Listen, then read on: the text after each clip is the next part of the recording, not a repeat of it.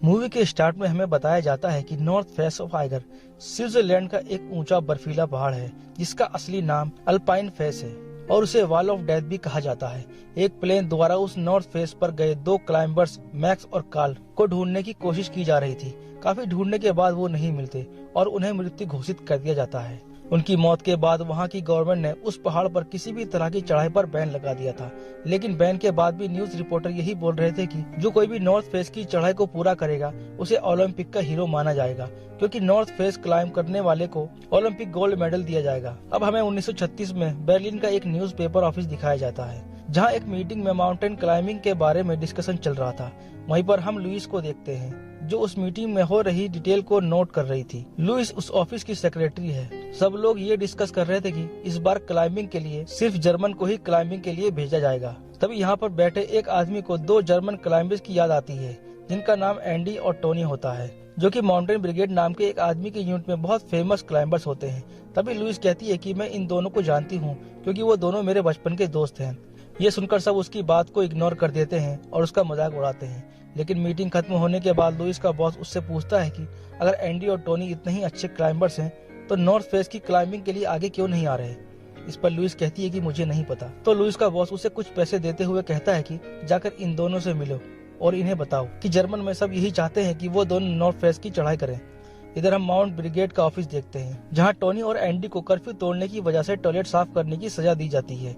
यहाँ हमें ये पता चलता है कि बेस्ट क्लाइंबर्स होने के बावजूद भी इन दोनों की किसी को कोई कदर नहीं है। जब वो घर आते हैं तो देखते हैं कि लुइस उनका घर पर पहले से ही इंतजार कर रही है। एंडी लुइस को देखकर बहुत खुश होता है, मगर टोनी अपनी खुशी को अपने अंदर ही दबा लेता है और लुइस से नॉर्मली मिलता है। असल में टोनी लुइस का एक्स बॉयफ्रेंड होता है जिसे छोड़कर लुइस जॉब करने के लिए शहर चली गई थी। फिर शाम को लुइस एंडी और टोनी को बताती है कि बर्लिन में सब इस इंतजार में है कि इस बार नॉर्थ फेस की क्लाइंबिंग में एंडी और टोनी हिस्सा लेंगे।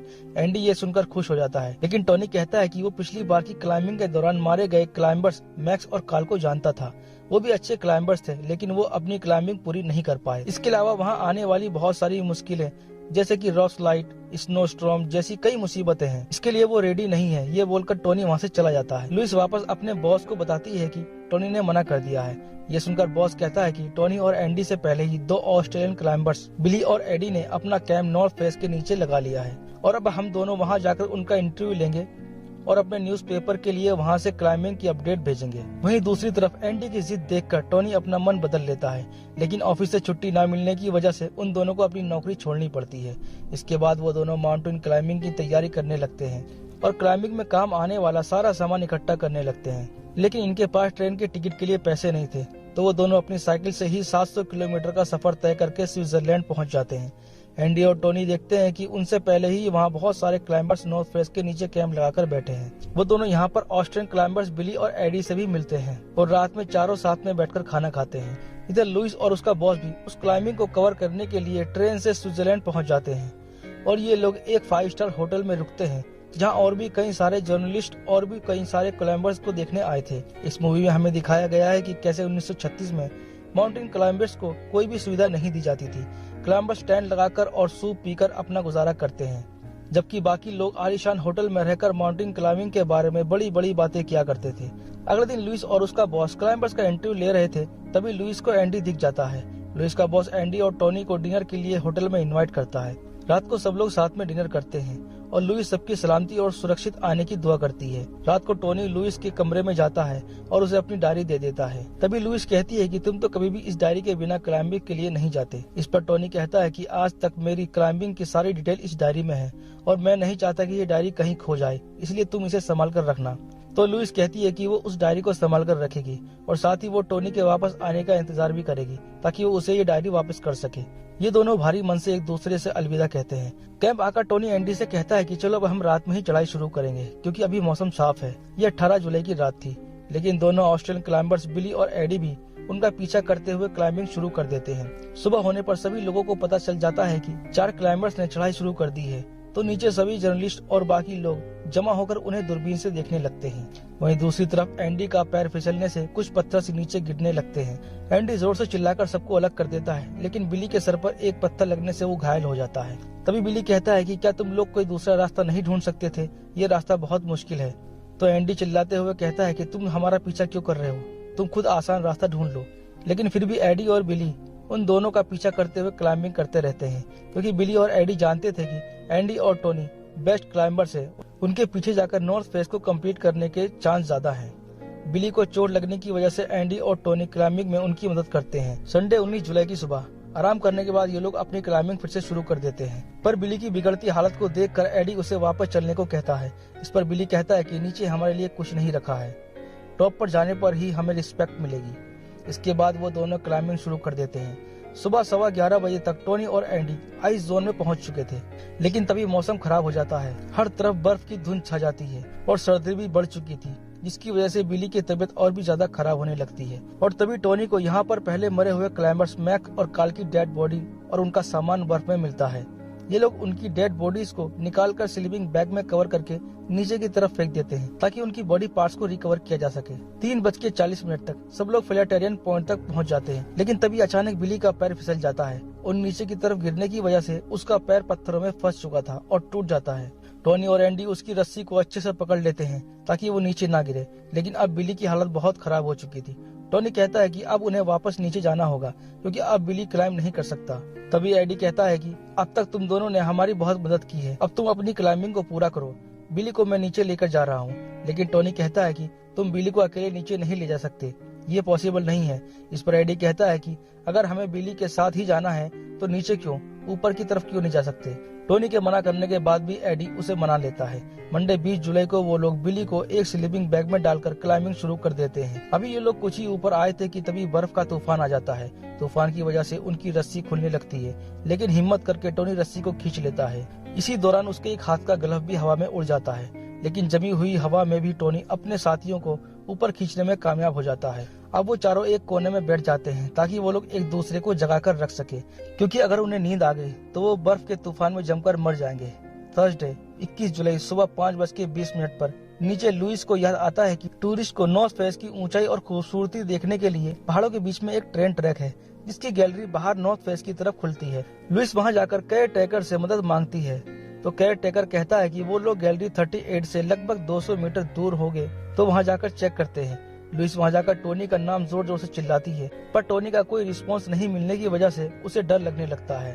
केयर टेकर कहता है कि तूफान ज्यादा होने की वजह से तुम्हारी आवाज उन तक नहीं पहुँच रही होगी, लेकिन तभी लुइस को टोनी और एंडी की आवाज सुनाई देती है। रात के अंधेरे और खतरनाक तूफान के बीच लुइस की आवाज और टॉर्च की रोशनी उन सब में जीने की उम्मीद जगा रही थी, और वो लोग अपनी जान बचाने के लिए ऊपर जाने के बजाय दूसरी तरफ उस गैलरी की तरफ जाने लगते हैं। तभी एडी कहता है कि उसका एक हाथ पूरी तरह जम गया है। ये सुनकर टोनी उसे समझाता है कि थोड़ी देर में वो लोग एक सुरक्षित जगह पर पहुंच जाएंगे और सब ठीक हो जाएगा।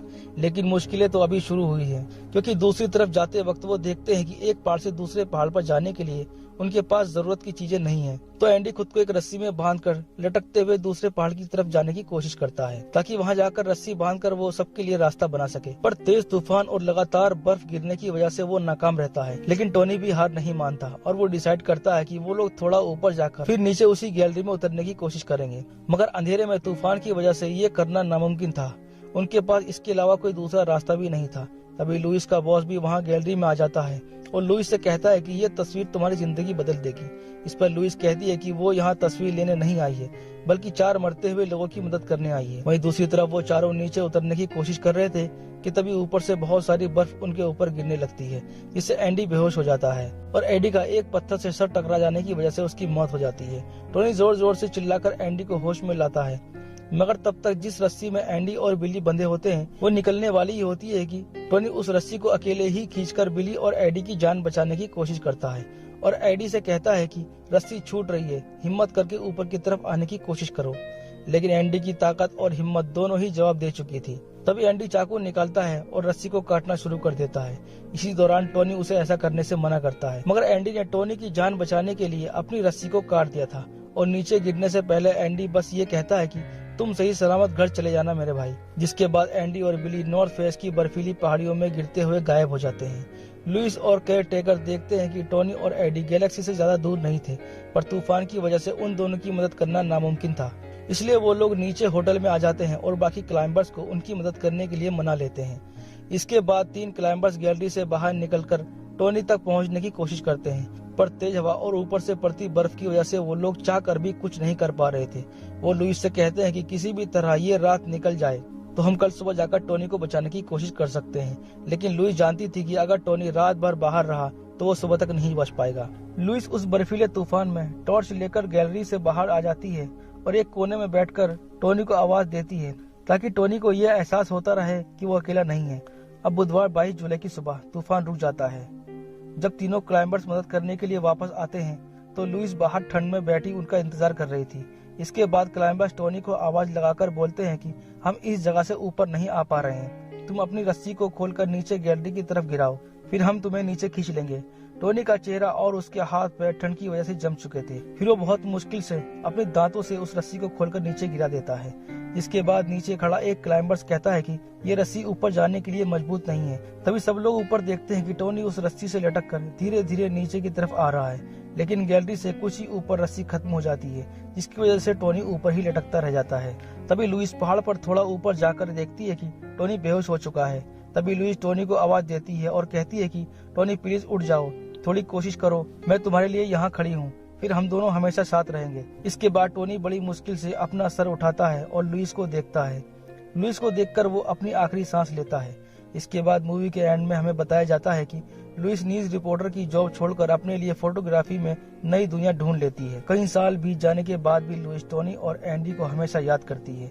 दोस्तों, नॉर्थ फेस ऑफ आइगर को खतरनाक पहाड़ में जाना जाता है क्योंकि सन 1936 तक लगभग 64 क्लाइंबर्स उसको क्लाइंब करने की कोशिश में अपनी जान गंवा चुके थे। फाइनली 1938 में ऑस्ट्रियन और जर्मन क्लाइंबर्स ने इस क्लाइंब को पूरा किया था और नॉर्थ फेस ऑफ आइगर पर अपनी जीत हासिल की थी और यहीं पर ये मूवी खत्म हो जाती है। दोस्तों, अगर आपको ये मूवी एक्सप्लेनेशन पसंद आया है तो वीडियो को लाइक करना और चैनल को जरूर सब्सक्राइब करना।